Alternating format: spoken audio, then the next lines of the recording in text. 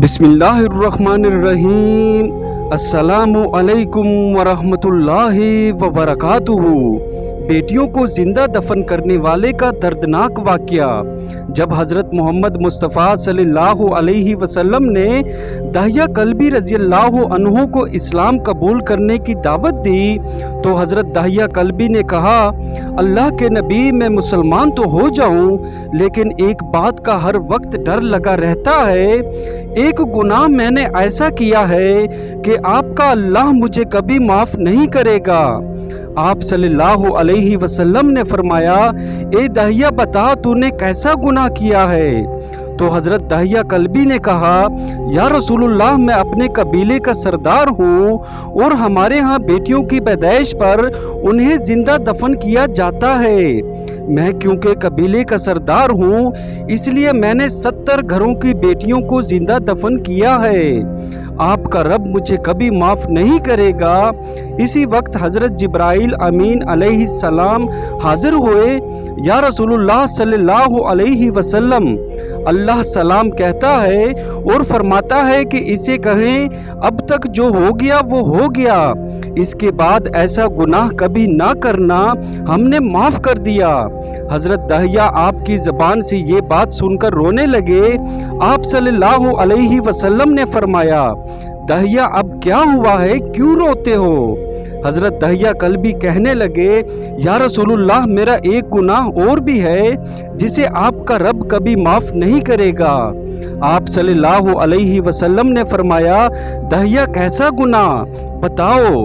حضرت داہیہ کلبی فرمانے لگے، یا رسول اللہ، میری بیوی حاملہ تھی اور مجھے کسی کام کی غرض سے دوسرے ملک جانا تھا۔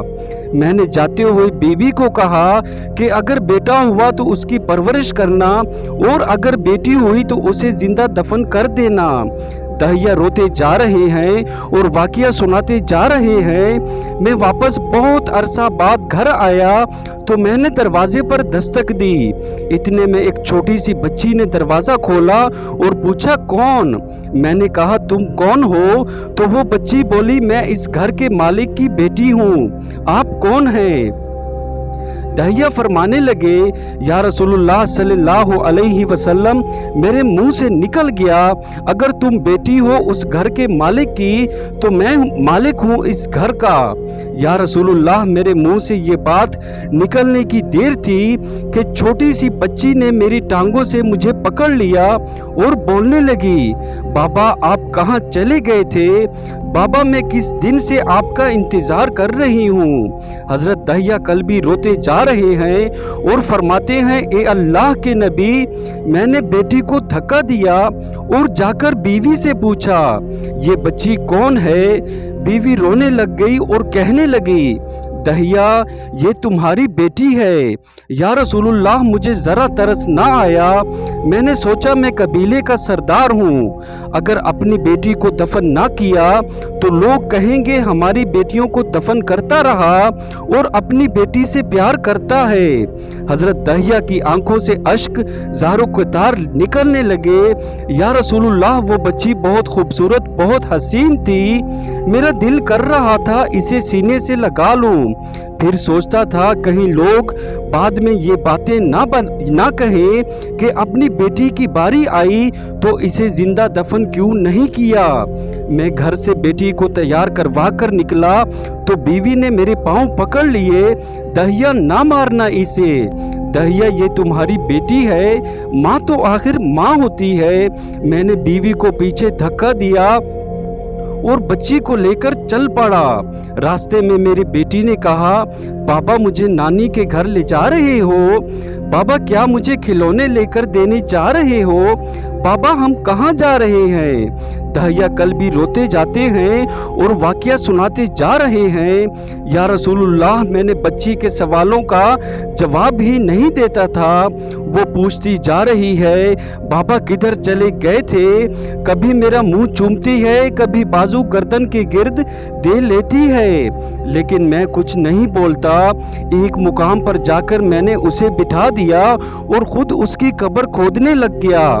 آقا کریم صلی اللہ علیہ وسلم वसल्लम दहिया की ज़ुबान से वाक़या सुनते जा रहे हैं और रोते जा रहे हैं। मेरी बेटी ने जब देखा कि मेरा बाप धूप में सख्त काम कर रहा है तो उठकर मेरे पास आई। अपने गले में जो छोटा सा दुपट्टा था वो उतार कर मेरे चेहरे से रेत साफ करते हुए कहती है, पापा धूप में क्यों काम कर रहे हैं, छाँव में आ जाएं। बाबा ये क्यों खोद रहे हैं इस जगह को, बाबा गर्मी है, छाँव में आ जाएं। और साथ साथ मेरा पसीना और मिट्टी साफ करती जा रही है। लेकिन मुझे तरस ना आया। आखिर जब कब्र खोद ली तो मेरी बेटी पास आई।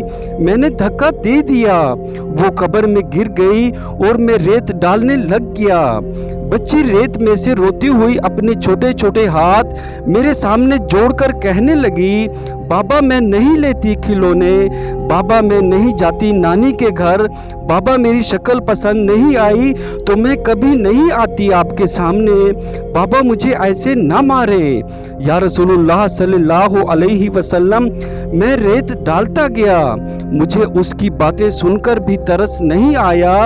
मेरी बेटी पर जब मिट्टी मुकम्मल हो गई और उसका सर रह गया तो मेरी बेटी ने मेरी तरफ से तवज्जो ख़त्म की और बोली, ए मेरे मालिक, मैंने सुना है तेरा एक नबी आएगा जो बेटियों को इज्जत देगा, जो बेटियों की इज्जत बचाएगा। ए अल्लाह वो नबी भेज दे। बेटियां मर रही हैं। फिर मैंने उसे रेत में दफना दिया।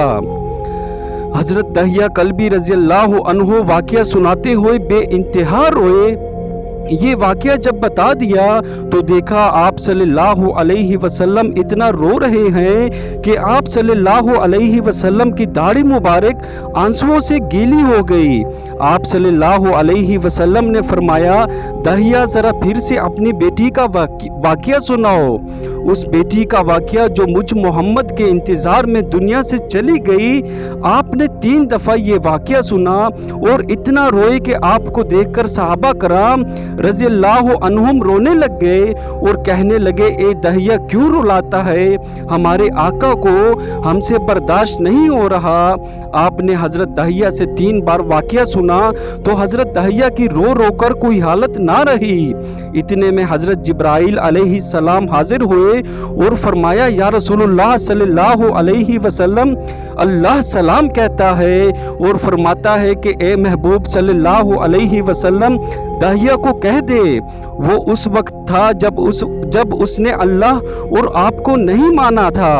अब मुझको और आपको इसने मान लिया है तो दहिया का ये गुनाह भी हमने माफ़ कर दिया है।